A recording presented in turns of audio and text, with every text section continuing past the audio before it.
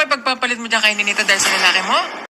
Grabe guys, usap-usapan po ang magulang o ang nanay ni Nanita na kung saan po ay isang video po ang pinahagi po ni Kapogo or si Pugong Biyahero po sa kanyang social media account na kung saan po ay pinagpalit niya po itong si Nenita na nga lalaki, no? So, trending po ito dahil nga po dito sa sinabi ng kanyang nanay na gusto pa niyang magkaroon. Hindi pa siya nakontento sa dalawang asawa niya, kundi gusto pa niyang magkaroon ng pangatlong asawa at handa niyang ipagpalit itong si Nenita sa mga lalaki.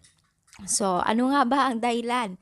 Dahil ito ay kapakanan pala ito nila Pugong Biyahero na kung saan po ay prinang po nila ang mga manunood nila o mga tagahanga nila. So, kung mapapansin kasi natin guys, ay parang akala mo ay totoo kasi sobrang galing po ng nanay ni Nenita na kahit isang katutubo na walang kaalam-alam sa industriya o sa social media, ay sobrang galing po niyang umakting.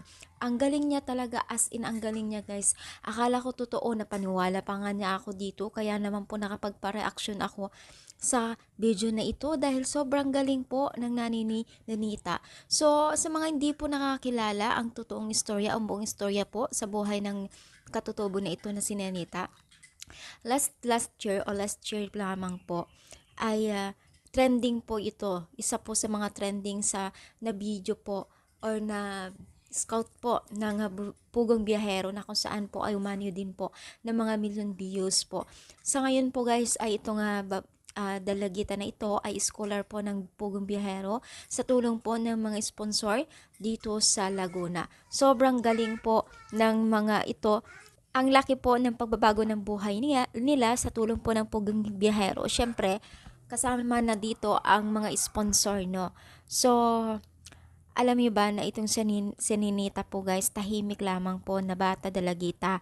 At nung bumalik na siya dito, pansamantala at nagbakasyon dito sa kanilang lugar, ay talaga naman pong grabe na po ang laki ng pagbabago niya at na-amaze po ang kanyang nanay na sobrang ganda at lalong gumanda pa ito ang kanyang anak na si Nenita.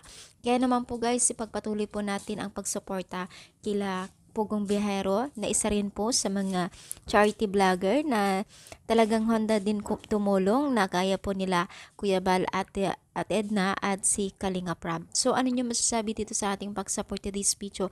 Kayo rin po ba ay napahanga po ng nanay ni Nenita?